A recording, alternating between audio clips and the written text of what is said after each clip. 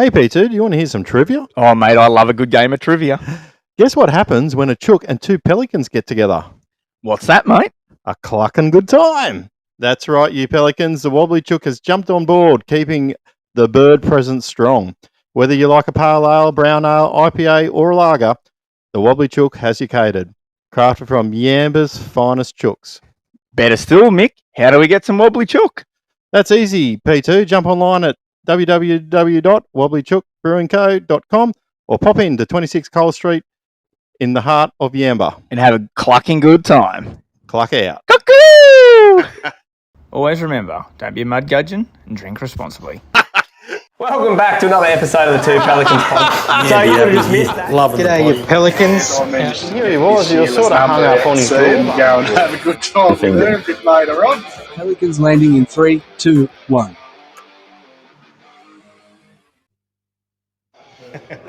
So what do Pelicans and Telstra have in common? They can both shove their bills up their arse. All right, welcome back to the Two Pelicans Podcast. I'm Mick. I'm Bo. And we are the Two Pelicans. And shout out to Morgo. We recorded that a couple of weeks, but he didn't have the camera flipped up the right way to actually look at him in the face. So, but I thought it was worth playing and a pretty good joke to start the show.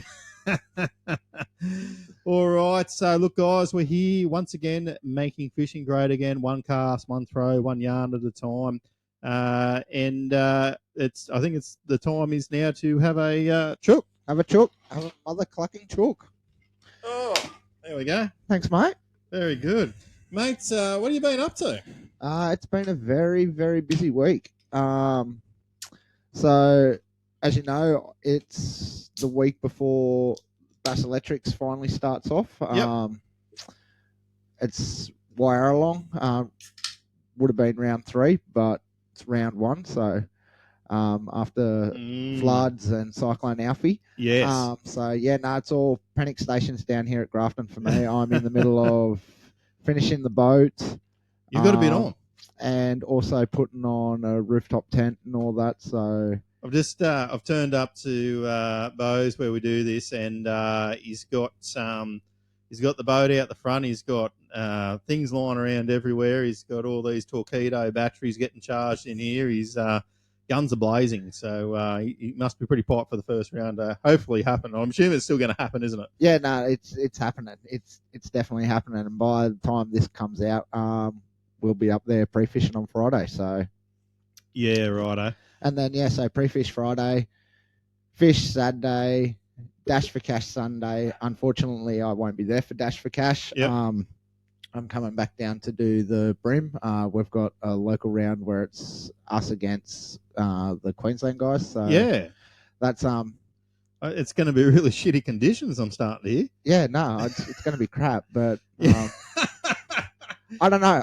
Silver line it. Yeah, I'm not going to silver line it. I'm still going to run back down for it. I'm actually really excited for it. So it's going to be a pretty cool weekend for me. I'm going to be banging bass and banging brim. Hopefully. Yeah, right. Hopefully, can't double donut both of them. Yeah. Well, it's interesting. I guess from the QTS side of things, Queensland versus New South Wales. It's probably. And the Queenslanders are like this because, they're being the underdogs, they keep telling us, but they're basically taking on two fishing clubs, being the North Coast Brim and Bass and the Clarence Valley Sports Fishing Club. So it's going to be an interesting round. It's still soup down there. We have had a lot of rain the last few days. The creeks are flowing. There's nothing sponging anymore, you know what I mean? Like it's just hits the ground and rolls off into the water. So we're really looking at quite I would say, a messy, dirty round once again. So it'll be interesting. Yeah, it's definitely going to be windy by the sounds of it. And windy as well, which, I'm really super excited about that because we all know how much we love the wind. I can deal with rain, I'll deal with that, and I'll deal with chocolate soup, but bloody wind. Yeah, no. I can already see it. I'm already looking at cranks that I'm fucking going to throw and they're going to be ended up on rocks. It's going to be fun. Yeah, mate. Look, I've had a pretty quiet week. We went to the show, did the family thing there, and Yeah, sort of just unpacked myself a bit from Hawkesbury as well, both physically and mentally. No, joke.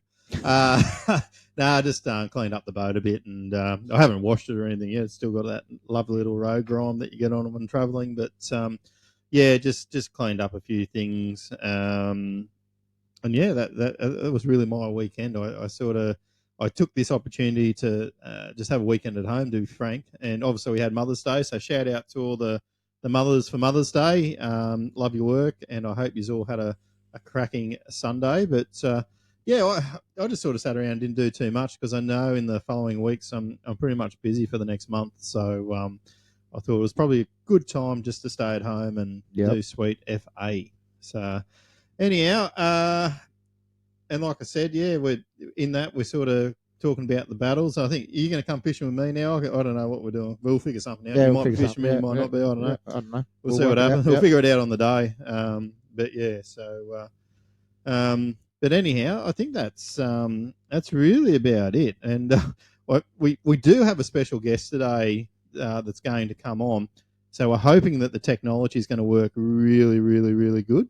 I don't know, but we might try and get him on a little bit earlier. And I have to be honest with you, this has been one interview that I've been looking forward to possibly doing for a long time, and we're always going to get there at some stage. It was just a matter of when we were going to fit it in with what everyone's doing. So, but this guy's a bit of a bass hammer, and we'll just see whether we can get him on in the next 5. So I'll keep it a bit of a secret. But,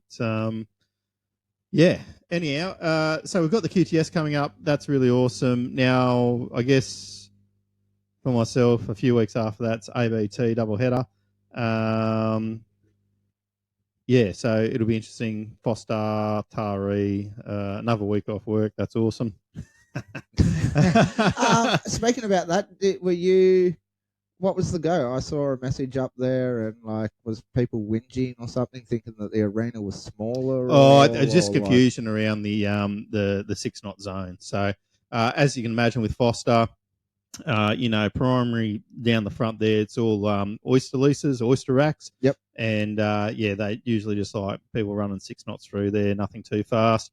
It can be a little tight in a few places there as well, but also the extra wash probably isn't great for the oysters. So I think some people just had that confusion.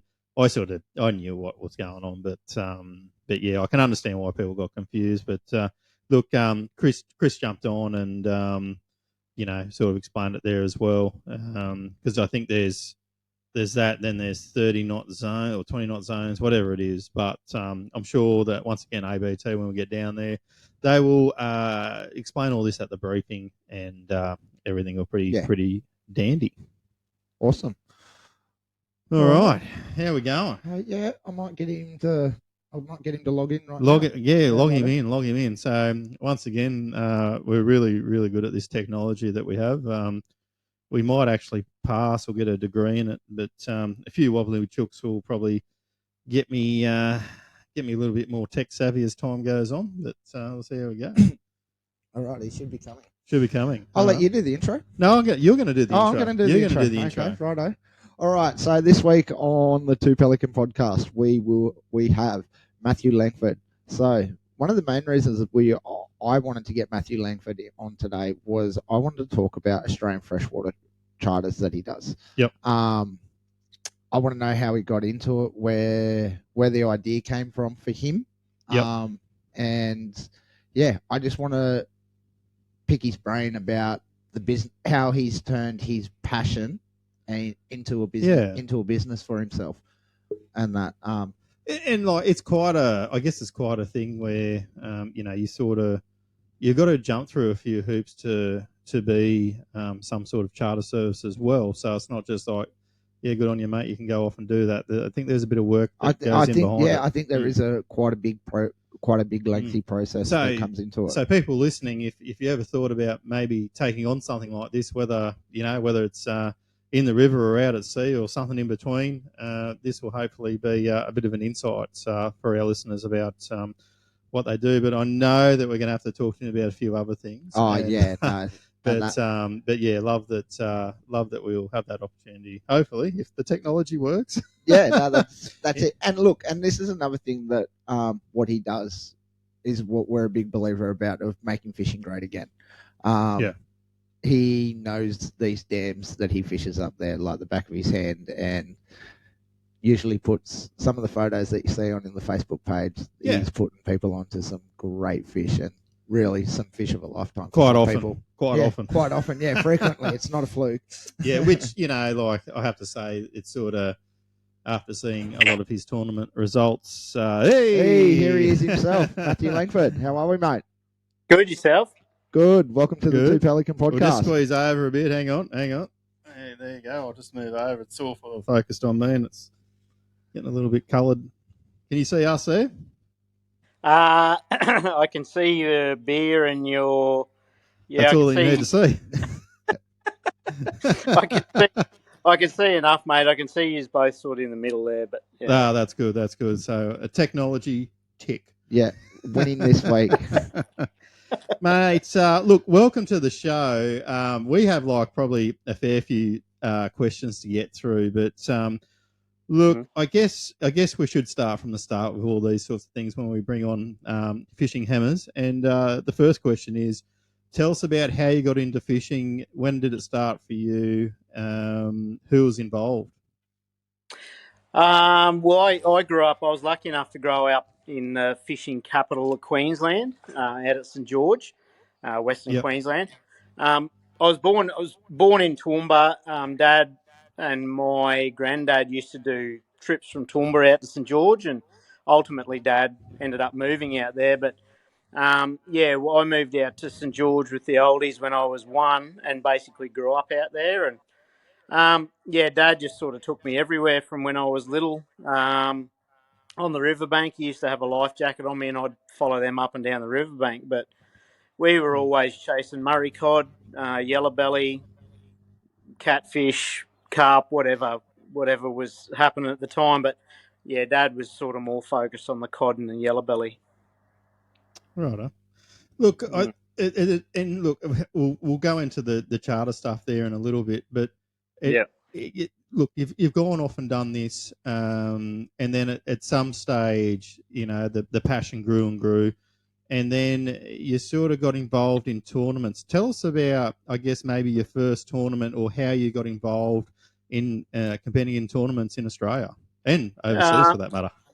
Yeah, okay. Yeah, I guess the big thing for me was, being on the riverbank. I'd always loved fishing, and obviously Dad introduced me to it and had me out there all the time. But as I got older, I was always in the outdoors, whether it was fishing and hunting. And I think during my teenage years, I sort of focused more on hunting more than anything. Like, fishing was still part of it, but I was a avid shooter, and we used to hunt pigs of a weekend, and I'd shoot 2 or 3 times a week with Dad, and then I got into it myself. So that sort of consumed a lot of my sort of outdoor activities until I was in my late 20s. And obviously my 2 cousins, Carl, who was overseas competing in the Elite Series, and Chris George, who owns Fish and Bits in Toowoomba, we got together pretty regularly, and it was more them coming out to us and hunting and fishing around St George. It was their getaway, because they were more sort of focused on the impoundments and whatever else, and I guess that's what got Carl into fishing his tournaments. And I guess the later or the older I got, hunting, sort of fell by the wayside a little bit, and I really started to follow Carl and follow Chris, and because they were good, well, obviously cousins and good mates as well. But I saw how well Carl was going, and I got an invested interest into it, and I followed him for years on the fishing endeavours, and thought to myself, I was probably nearly in my 30s by the time I thought maybe I could have a crack at this. And pretty well the year that I started is when Carl moved away, and I think I think I did my first tournament in 2015, or might have been 2014. But I bought myself a little tinny. Carl's best mate Zach had a little tinny for sale, and it was all rigged out for tournaments. It was a 435 trophy Hornet with a 50 on the back, and I bought it. I'd ring Carl and say, what do I need to catch some bass? And he'd point me in the right direction. And lo and behold, Chris bought fishing bits in Toowoomba. So I started buying all my stuff off him. And then I think I had a few tournaments. The Bass-tastic series was a good amateur tournament series around at the time. And I jumped in on a couple of those, and that's where it all started. Yeah, well, that's really good to note that that you sort of we've got kids that are coming through the ranks there now that are in their early 20s or late teens for that matter. But it's interesting to hear that you sort of started that a little bit later in your endeavours, so to speak. So that's really really good to know. All right, so we'll touch back in the tournament stuff a little bit later. But for a lot of people that don't know, you do run a charter business out that way. Tell us a little bit about the charter business. 2017 I started Australian Freshwater Fishing Charters. I was a school teacher for a long time, and then sort of got tired of teaching teenagers and thought teaching kids. I thought I'd get into something where the clientele would be, more interested in what I was delivering, and I guess the fishing side. Like once I had some credibility. So you weren't an interesting school teacher. Oh well, I used to teach manual arts, but I just got tired of it. I did have a good relationship and stuff with the kids and a good rapport and whatever else, but I just got tired of. Probably not so much the kids, I guess. It was all the rigmarole a bit around, education and blah, blah, blah. But, got into, gained a bit of credibility through the tournament finishes. And at the stage in 2017, I'd done pretty well and that sort of thing. And, started my guiding business. I took a few years leave from school, I did a bunch of courses. I got my coxswain grade 1 near coastal. I got the boat in survey, got my certificate of operation, did my first aid courses, communication courses, just tons of different stuff to make sure I was sort of overqualified. I stepped into. I was just going to just go through that for anyone that's listening to this and sort of thinking, that'd be great to go off and do a charter service. A lot of them things you just said are pretty much compulsory to do as part of having that charter, isn't it? Yeah, that's right. Yeah. Yes, and they're not just week-long courses. No, I think the coxswain course took me 6 months, I think, and then I had to do that was sort of not face to face. I did it from home. I did the 6-month course, and then I had to go down to the Marine College down at the Gold Coast for a while, and then I had to do some skippering on a vessel out of Moreton Bay. So I did some saltwater stuff. There's a lot of evidence you gotta show as well, like your sea time. They do a sea time assessment on hours you've done, and there's a lot behind it. So you can't just get a boat, get on the water and take people out. You've got a bunch of insurances you've got to have, public liability insurance. There's tons of stuff you got to go through, but it's lengthy, but it's not overly difficult. It just takes a lot of time, So okay. So with that license, does that leave you to with your license? Are you just allowed to charter in your dams, or are you allowed to branch out and say someone wanted to go flatty fishing? Could you charter on a flatty?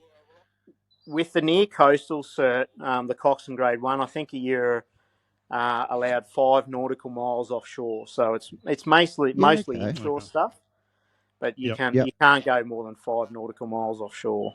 Mm. Mm. Yeah, okay. So Yeah, saltwater that's I cool could to know. do, but I don't do salt. Yeah. Yeah. That's all right. That's all right. Hey, look, just on that too, just talking about charters in general, getting a boat surveyed and all that. Now, that's a little bit of an effort too. Generally, is it? Yeah, I had a few dramas. Like the big thing with it's all about your flotation of your boat. You need level flotation, and you also need an Australian builder's plate on your boat. Plate. Yep. Mm-hmm. With my boat, because it's an American-made boat, I had a few dramas because the champion boat, which I have, wasn't being made anymore. It had been basically taken. Yeah, I don't know whether someone bought it out but basically they were out of business. And there's still a heap Yeah. of champion boats, but I had to get the schematics of the boat. And it took a lot of research and a lot of communication with a lot of people overseas. I think there was an online or a lady I got onto. I think a lot of guys would know Parts Mum. You can get a lot of boat stuff from her overseas, but basically she put me onto the ex-champion manager or production manager or something, and I ended up getting the schematics of the boat. I got the wiring diagrams, all that sort of stuff, so that then I could pass it on to an engineer who could then look at what flotation the boat had, whether I had to add more to it, etc. Yep. But yeah, I basically I nearly had to cut the boat in half to segregate the fuel tank. I had to make sure the batteries weren't near fuel filters. There was a ton of stuff that I had to do, but ultimately I did all the work, and then we had it checked over by the engineer who then signed it off, and then he organised the builder's plate and the level flotation certificate. So again, Okay, it was a bit of mucking around, but we got it done. So if someone was going to go do it, buy an Australian boat's probably what you're going to say to them? Try to. Or buy buy a boat that you can easily get the information from, So yeah, Australian made boats with Australian builder's plate plus a level flotation plate would be the go. Yeah. No, understand. Look, just on the guiding service as well. Look, I'm assuming you've taken hundreds, if not thousands, of people out over the years. Mm-hmm. What was your most memorable moment with a client? Oh, there's been a few. There's been some crackers. Probably I've a couple of things stand out. I love taking Japanese anglers out because 90% of them are highly skilled, very intelligent anglers. And I feel like I've learnt more than them after the charter. Like I have the luxury of, showing them how to find the fish, the things that we typically use to catch them. And by the end of it, they're sort of showing me a different way to approach it, or using different lines or different lures or whatever else. So that's a regular one that I always take a lot away from as the Japanese anglers. But Dan McCoy, I wasn't actually guiding at the time, but he caught a world record on the boat. He got that 4.45 kilo bass. I felt like I was guiding him because he caught it, but but yeah, there was another one on Somerset. I'm actually at Somerset at the moment. I'm at a lodge here at Hazeldean, looking over Somerset at the moment. But we're at Somerset. An American client pulled up and took him out, and he caught a bunch of fish. But he actually hooked a lungfish, and I'd never caught a lungfish before. I know that they're a threatened or endangered species. But yeah, he caught it. He caught it on a spoon of all things, and for him to travel halfway around the world, catch some great bass, some great yellow belly, and hook a lungfish. That was Mm. that Yeah, was pretty dinosaur. special. So prehistoric, just amazing fish. Yeah. So, Yeah. and the good thing was Then he took to it have home and ate it, didn't he? no. Jambalaya. Yeah, the good thing was we got to have a real good look at it, and I could easily get the hook out in the water, so we didn't really stir it up too much. But yeah, it was awesome. But I guess the big Okay.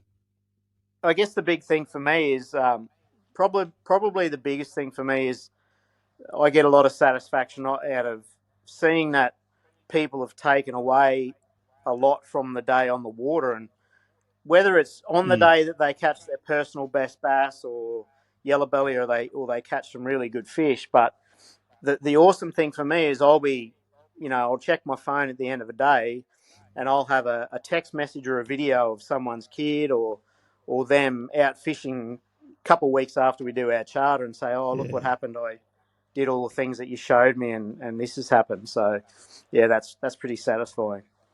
And that's sort of what this show is a little bit about, is trying to get as many people involved in fishing, not just with tournaments and that, but just fishing in general. And we talk, and we've had time with kids. We've had a kids competition, all that kind of stuff. So that's always important. But we've also got to champion the parents that make that time and create that time for the kids, and get them parents out there outside as well doing it. So no doubt that this charter service is contributing to that. Look, just with your charter service, you just mentioned Somerset. Like, what other parts or dams do you run the charter service out of? So the three main dams are obviously Somerset, Bjorky-Peterson Dam in the South Burnett, Boondoomba Dam in the South Burnett. But I do Wivenhoe, Barumba, Cania, Waruma, Crestbrook, Kubi, basically any dam in the southeast corner. In the SEQ, yep. Yeah, Mulgra, Maroon, the Mary River near Tyro. There's a bunch of places, but that's sort of the core group that I'm really focused on, is the southeast corner. Yeah. Mm-hmm. What's your pick? What's your favourite out of all those dams that you charter on? What's the one that you love the most? I reckon if I had my choice, Cania would be number one. Yeah. Cania Dam at 100% capacity would be my number one. But I've also got to say, a lot of people hate this dam, but the one I'm sitting at now, Somerset, I'm sitting here, and I'm here probably some weeks I'm here 4 or 5 days, but I'm here regularly, probably 2 or 3 times a week, and I reckon there's not too many stumps or logs or something that I haven't marked in this dam. So having a really good knowledge of a dam makes your experiences so much better, because you got so many options for clients. So yeah. Look, one question or a comment more than anything is that, when we started this conversation about how you got into this, you basically had a full-time job, a well-paying job, I would say. But you basically tossed that away to pursue something that you love. How hard was that to do at the time, both mentally and financially, knowing that, like anyone that starts a business, right, it's always risk. There's always some risk in it. Yeah. How did you get through that process and sort of, obviously it's successful because you've been doing it for X amount of years now. But yeah, how did you push through that? That's a cracker, because that was probably the hardest thing that I had to deal with. Like you said, teaching, I was on a good wicket. I had a steady, permanent job, good pay. Good holidays. Had all the holidays, the leave, superannuation, blah blah blah. But I think at the end of the day, it's all about, for me, and I'm sure it is for a lot of people, is personal satisfaction. And I was lucky enough to meet Annette in 2000, roughly about the same time as I started doing tournaments, and she was super supportive of my my passion, which was fishing in the outdoors. And basically, she was a little bit unhappy with her job at the time. I wasn't overly satisfied with mine, although it was comfortable and I could just go and do it. But we had a conversation about what do we really want with our lives. And, you know, the dream, I guess, for anyone would be to do something that you truly love and you're truly passionate about. And that's when it all sort of occurred to me that, okay, this is what I want to do. I'm going to look into it first, make some decisions around whether I can achieve it. And when I looked into it, it all seemed achievable. It looked like a lot. And I think that's what a lot of people get frightened away from is, you know, or it seems like you've got a lot to do, but it's like anything. You go to university and get your university degree, and that's 4 years. Like, that's a lot. Yes. And same with whether you want to be a hunting guide or a fishing guide, or you want to be a crocodile trainer or whatever, you know, Astronaut. an astronaut, rocket scientist. The way I saw it was, this is what I had to do, and I'm just going to do one step at a time until I achieve my goal. I just, and the good thing is I had Annette, who was super supportive.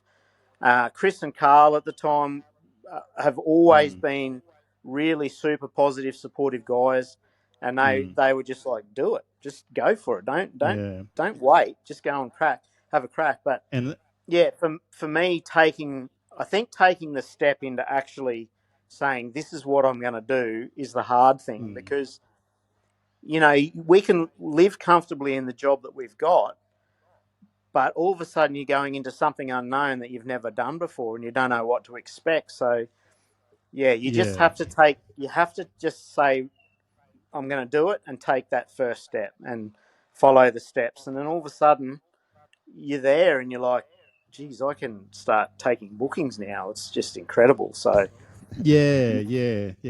And look, I've had friends in that experience as well. Like, you know, I had some friends that ate 2-minute noodles and worked, you know, 60 hours a week for the first 2 years. I had other people which I've helped along the way, just with some of my background around, you know, how do I start invoicing people, or how do I get this, and, you know, are the bookings going to come, you know, like what marketing can I do, all that kind of stuff. So, you know, it's a big risk at the time, and I take my hat off to everyone that has a go at doing a business, whatever it is. But you know, it aligns with the passion. And old P2 that used to be on here, we've always talked about his lures and all that as well, and some of the moments that he had sort of getting that up and running. So it's really great to hear your insight. And it's good to, I guess, you know, that positive thing that we always sort of, because we're always avid followers of Carl, and watch everything that sort of he does. It sounds like you're definitely echoing the same sort of comments and statements. Yeah, definitely, and it speaks volumes, because it just you can't look at anything negative with the risk you're going to take to actually step into a business or a passion or whatever. You've got to just grab the bull, like they say, grab the bulls by the horns and go for it. So that's the biggest advice, I reckon. Yeah. Look, we probably just touched on Carl, but what's it like being related to Carl? Yeah, it's good. It's good. It's good. They both got Crush City gear sort of stuff going on. I seen the boys last night on. Did you watch the boys last night on the Rapala live show? Yeah, I did. Beyond the it bike. Reminded me of twins. I didn't know. I could tell who Danny DeVito was, and you could tell who Arnie was. Yeah, that's right. They're definitely not identical twins, that's for sure. Yeah, no. I'm going to be careful, because I'll probably see Mick on Sunday, and he's a lot bigger than me. So look, he's Arnie. It's all right. Yeah. He should be happy. I did want to comment on some things there, but yeah, no, it was interesting to look, because they taught me some things about the lures that I didn't even know. So you know, having those guys, you know, explaining the design process and the way they went about it and how to use them and all that sort of stuff was really interesting. But Yeah, I guess the big thing being related to Carl, like I don't like being compared to Carl because we're two different anglers and we're two different fishermen on two different, I guess, continents. So on two different continents, looking for different goals. But I guess our thought processes are very similar. Like it's always positive. Like I don't deal at all with any negativity, whether it's social media or I don't try not to associate myself with any person that's negative or has a downer effect on anyone. So, and it means a lot because if you surround yourself with people like that, only good can come from it. And and I guess the big thing with comps is you hang around those kind of people, it sort of rubs off on you a little bit too. So I've had a certain amount of success in the bass fishing sort of side of things, and as we all know, he's modest. He's so modest. Carl's doing what he's doing and started, from that bass fishing background as well. So it's really good. It's good. It probably leads me into the next question, and one thing that you did say, surround yourself with positive people, and I would say positive people that have the same passion that you do as well. But what are some of the other things that you can sort of say, that you do that has made you what I would say a successful tournament angler? What are some of the things that you're doing? I guess the big thing is, again, we always spoke about this when we were younger too. Is if you're gonna do anything, don't go into it a little bit. Don't dabble in it, if that makes sense. Don't just go in and dabble in it. You've got to throw yourself at it 100%. And I guess that's the thing with the way sort of I approached it. Like I love my business. I love guiding. But at the same time, every single day that I'm on the water, like I said to you before about the Japanese anglers, I'm picking things up from this Japanese angler or this guy from Zimbabwe or this guy from the sunny coast or whoever comes on the boat. And I'm taking little things away myself and I'm learning, not only different techniques, but ultimately I'm learning as much as I can about how the fish behave and what they do and how the weather affects them. And there's so many twists and turns you can take, whether it doesn't matter what species you're targeting. But I find Australian bass really interesting because there's so many different ways that they can be caught, and it's in a huge variety of locations, rivers, dams, estuaries, all that sort of stuff. And I think the big thing is just spend as much of your time as you can doing that, like fishing or sitting there watching fishing or just devote yourself to it. And I think that's been the number one contributing factor for myself because, I'm around it all the time. I sort of live and breathe it. And, when I'm not fishing, I'm fishing.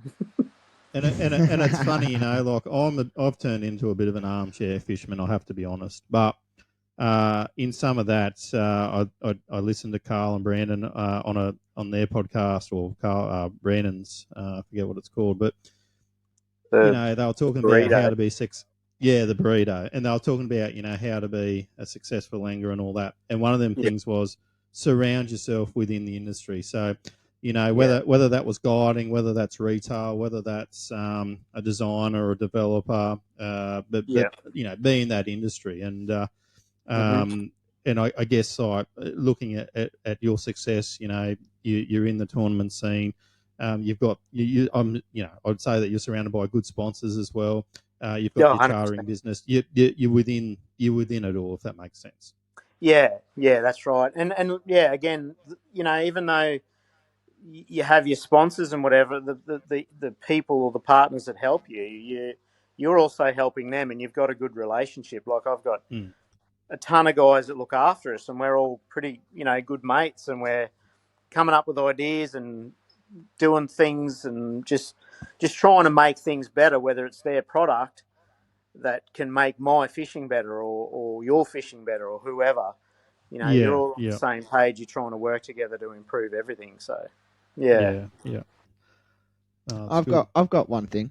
With your interstate guys that you get from overseas and that, what are they like when they get their first bass? Like, do they just fall in love like we do? Like, we all know that we love them, and like, do they get the instant passion for it straight away? And what fish do they compare it to back home? Are you talking like international guys, or are you talking about? Yeah. So like when you get your Japanese, Chinese guys. Yeah, I think a lot of the international anglers have had quite a bit of experience with a huge variety of fish a lot of the times. So I think a lot of the time they're world travelers. They're seeing different parts of the world, but they're attached to fishing with it, if that makes sense. So they'll go to Africa and catch a tiger fish, and then they want to come to Australia and catch an Australian bass, a barramundi, and a Murray cod. They go to Egypt and catch a Nile perch. But the cool thing about Australia is we have, as far as freshwater sports fish go, Australian bass is, you've got barramundi, you've got Australian bass, and you've got Murray cod, and there's a select few other species in there as well, like Saratoga and even yellowbelly. Some people want to catch yellows. That's how it is. But I think they just go around and they tick a lot of their species off. But one thing I have found, not so much the international anglers, I think it's more the younger guys that haven't had a lot to do with bass, and they come around and jump in a bass boat.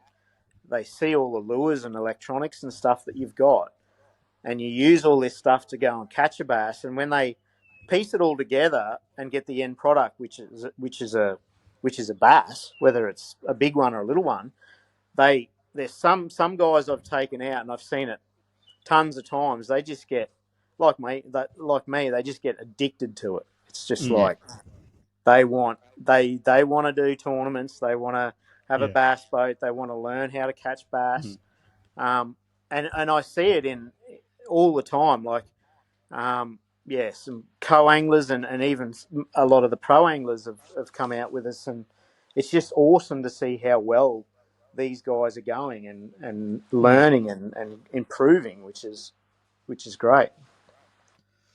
I guess that it makes me just a question's just popped into my mind. You mentioned about overseas anglers coming over to Australia now. You fished in a couple of different countries throughout your time. What was your favourite country to go fishing in? My favourite country, geez, they've all been unbelievable experiences, and that's one thing. One thing I love about fishing is you can take fishing as far as you want, whether it's just the basics all the way up to you can fish internationally. Like I've been able to, I've had a lot of opportunities to fish internationally. Probably I fished the Mercury Cup in South Korea at a place called Andong Lake. I went over there with Warren Carter and Chris Hickson, and it was unbelievable. Like, the South Koreans are the most friendliest people. Their culture's amazing. And even though, and this is one thing I have found, it doesn't matter where you go in the world, fishing seems to be a universal language. You don't have to even speak the same language, but you can gesture and use hand signals and whatever, and you'll figure out what he's trying to say to you. But fishing is definitely a universal language. I had a guy called Mr. Kim. There's a lot of Mr. Kims over in South Korea, but I fished with Mr. Kim, and he couldn't speak a word of English. And I had 3 of the best fishing days of my life fishing with him.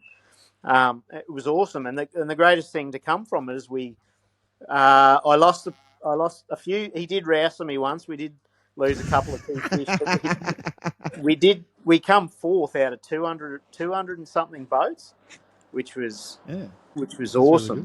Really Yeah. Yeah, I fished quite a few times in the US.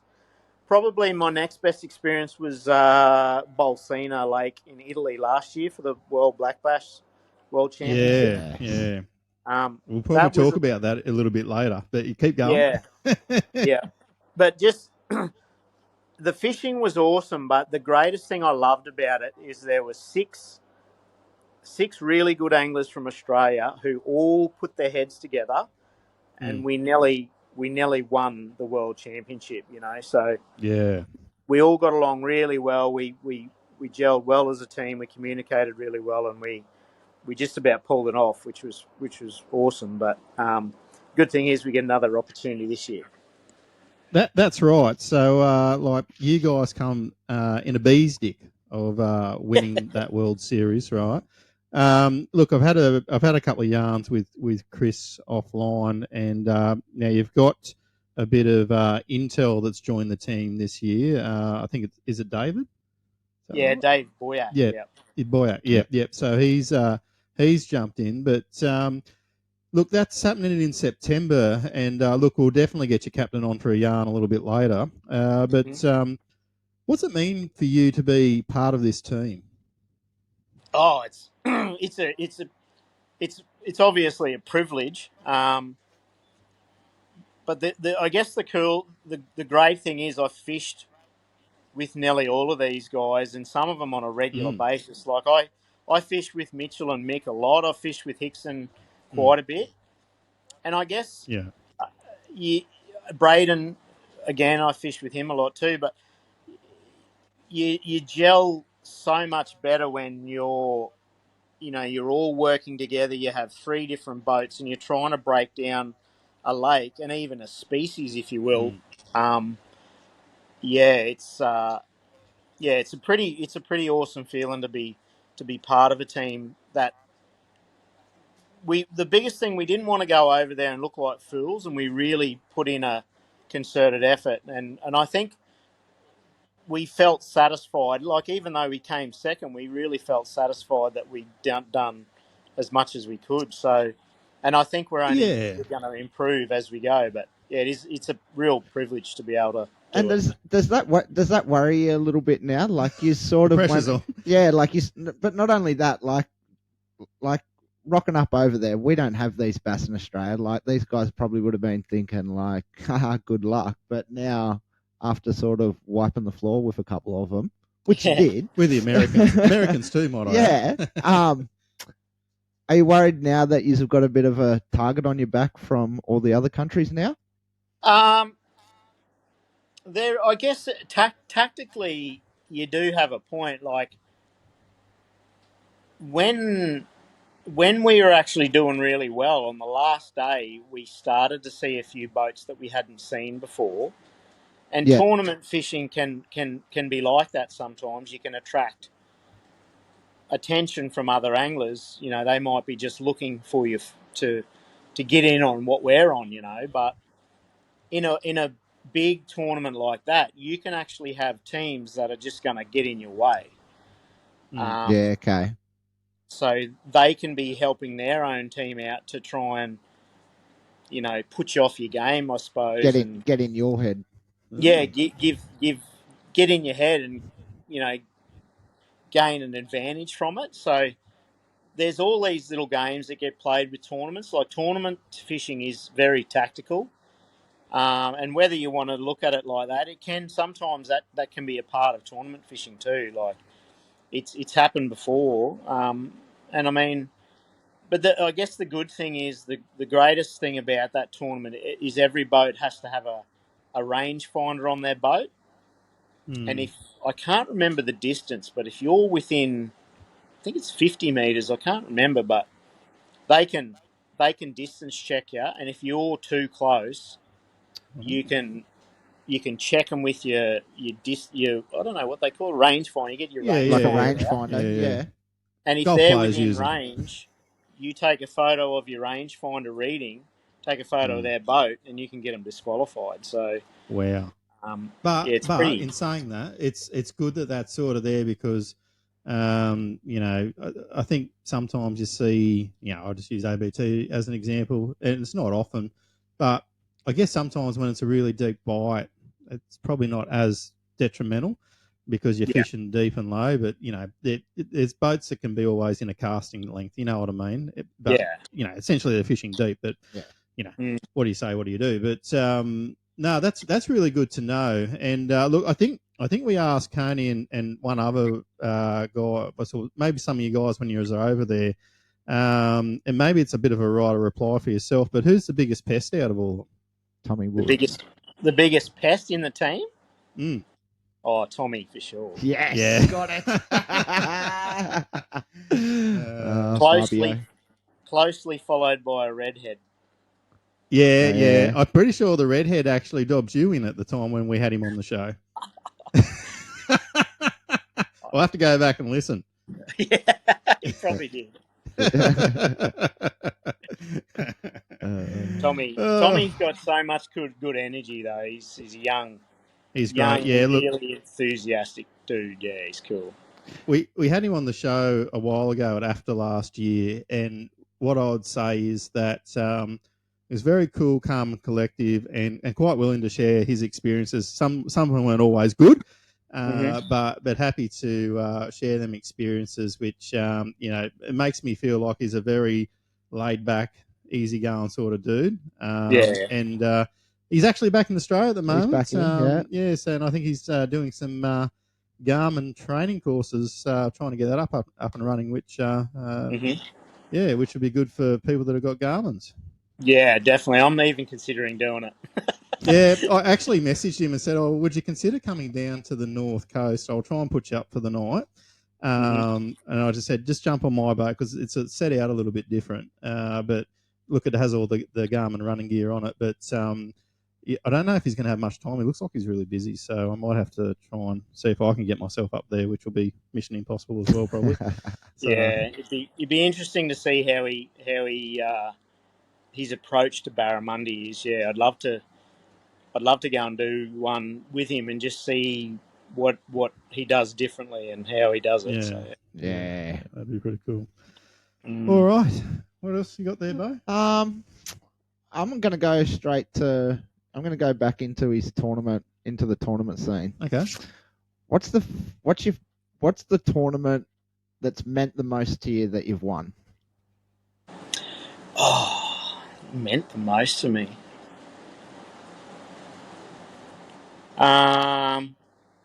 Geez, that's a good question. That's a good one. Probably the one of my most memorable ones was my first ever tournament win. That was at Kenya. They've all got their little spot, their little spots there. But I think the first one that I won at Kenya, the amount of guys, like every single guy that was there came up and gave us a pat on the back and gave us a hug and just it really solidified that. You know, it meant a lot to me, but it also meant a lot to me that those guys were there and were supportive and, you know, really encouraging you to do well, which I thought was amazing. Like, yeah, guys that I never thought would, you know, just would come up and just pat you on the back or shake your hand or give you a hug or whatever. It was awesome. I've had a couple of years where I've won 3 in a row. I think that the one that the New South Wales one when I won the 2 tournaments back to back there, that was another good one. St Clair Glenbourne, that was epic. Yeah, that was a good one because sometimes the New South Welshmen like to give the Queenslanders a bit of a hard time. You stuck it to us. and there's something about dirty Mexicans, I can't remember, but anyway. But yeah, no, they've all got a special place. Like I never take a win for granted because they're not easy to win. Like any tournament that you do well in, gosh, everything just has to go so well for you to win. And so I never take a win for granted because there's 30 other guys always there to win against you, so never take it for granted. And that's one thing, like talking to a lot of nonnies that have fished with you, haven't been lucky enough to draw you yet. So I'm thinking I'm just going to have to fucking pay for a charter.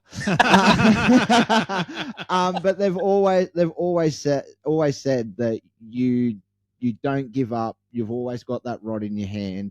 But the big thing is that you follow that gut feeling. A couple of them always said, he said, I've got this gut feeling. I'm going to go do it. And you've always pulled fish from it off here. Yeah, so that's the only gut feeling I normally gets when I've got to do a number 2.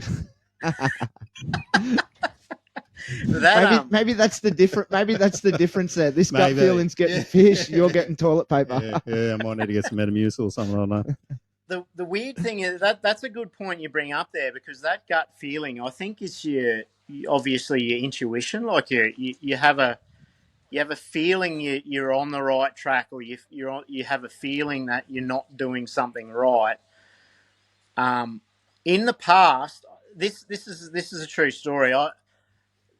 All the time I hear this in my head, and I don't think I'm crazy, but my dad, he's well into his 80s at the moment, and he used to come fishing with me a lot, because he ultimately he was the one that taught me how to fish. And excuse me, when I got this boat, he'd just like to tag along and see how I fish and watch. There was a couple of amateur tournaments early in the piece that I did. They were Oz Tackle Fishing Classics or something, and I did. Oz Tackle. Yeah, so Dad would just come and sit, and I'd be fishing up the front, and I'd be so focused on what I was doing. All of a sudden, I'd hear him go, "Oi, what are you doing?" And I'd look back and go, "I'm fishing. What does it look like I'm doing?" And he'd go, "You've been doing it for an hour and you haven't caught a fish." Oh, here we go again.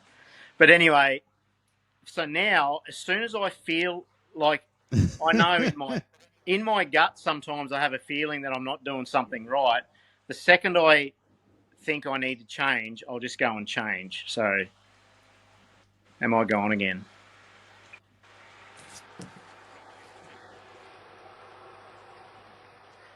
You there? Look, Matty, we might leave that there now. Yeah, we're just breaking up. But look, before we go, would you like to just give us a bit of a plug about your Australian freshwater fishing charters, how people can get in contact with you, and how can people reach out? So if you want to come on a charter, I've got my social media pages. So it's Australian Freshwater Fishing Charters on Facebook, Australian Freshwater Charters on Instagram. The best way to have a look and see if I'm free, we've got a website that we keep up to date regularly. It's www.australianfreshwaterfishing.com. And you can jump on our availability, our calendar. You can see pricing. You can see their locations that we fish, the species we fish for. Everything's on the website. Or ultimately, you can also contact me either on those social media pages or on my personal pages as well. I really don't mind. So, just if you're keen to learn. That's what I base the charters around. It's not catching as many fish as what's in the water. It's all about sound intuition, techniques, fish movements, fish, seasonal patterns, all that sort of stuff. So, yeah. I think anyone that gets on that boat with you would probably learn so much so quick. So you might have to get up for a charter. Yeah, nah. I definitely will be. I'm thinking Somerset because I know the Bass Electrics is going to Somerset, so we might be. But we might play in like a 5K radius from the boat ramp just to see what I can see around that day. It'll be cheap on fuel. Yeah, no, that's a good idea. But there's always somewhere to catch them. So unreal. Well, thanks so much, mate, for dropping into us at the Two Pelicans, mate. We really appreciate it, and hopefully you're out there at Somerset today or tomorrow getting a few more slobs. He's smashing them. Yep, tomorrow I'll be back out there. The weather's a bit ordinary, but Somerset is behind those clouds there. So looking forward to getting out. The weather's ordinary everywhere at the moment. Doesn't matter where you are. Yeah. But no, thanks for having me on, guys. I appreciate it. Much appreciated. There we go, everyone. Matty Langford, Australian bass hammer and charter man. All your needs and purposes. Guiding in southeast Queensland area. He is your man. So, look, reach out to him on his socials and try and hook up some time with him. I don't know anyone else maybe who you'd probably learn so much off in that sort of part, especially in that part of the world. Yeah, he's definitely the goat at what he does, and yeah, he is a god in the bass fishing world. Yeah, as I said before, he's a fella that I've looked up to for many years in the sport, not only for his ability to be able to catch fish, but just also being a genuine good bloke just in a the good sport. Dude. Just a good dude. And that's what they're the people that do make fishing great again. Yeah, exactly right. Dudes. And you heard some of his mindsets as well. That you've heard this from Carl, but he's echoing the same sort of stuff. Be positive, be around positive people. Success will come. And I think the number one rule. I think if you're going to be a good fisherman, whether you do tournaments or whatever, it's just time on the water. Yeah. You're only as good as how much time you put onto that water. You can't go fishing like six times a year and expect to just brain them. No, that's exactly right. And if you picked up on one thing that he sort of said when he was speaking in this podcast, is that he likes to watch the clients as well. So not only when he's out there showing you, he's watching in a non-sexual way. But in a non-sexual way. Yeah. He's watching what he can learn from you as well. So look, and that's unreal. That's true. Like like recently in that last comp, I learned something off my non-boater, and I think then the technique changed, and then he watched me do something, and we sort of, it's funny, you sort of bounce off a little bit, and you learn. Like, you see something different all the time, and that's the beauty of fishing. So, all right, guys, I did have some mud gudgeon somewhere, but when I wrote this up, I was sort of, actually, that's what I wanted to talk to you about. This, you sent me something. Did someone go into SeaWorld and catch a mangrove jack? Oh, yes, I did see that. I think some crazy. Is that real? I don't know. Is this real? But if it is, what the a fuck? bloody legend. Because every fella that fishes that goes to SeaWorld has always thought, imagine just dropping a rod. Yeah. I would have went for, look, the jacks are good. Yeah. But come on, mate, one of those cobias. Yeah, in that aquarium. Yeah.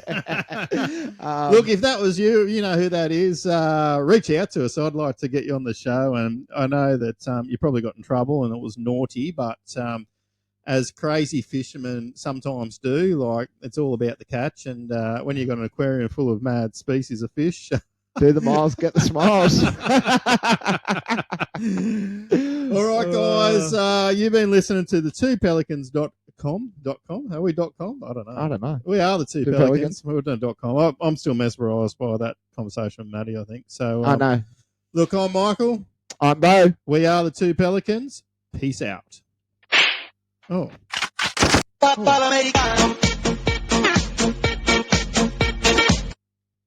what's that? Oh. Hello, Pop.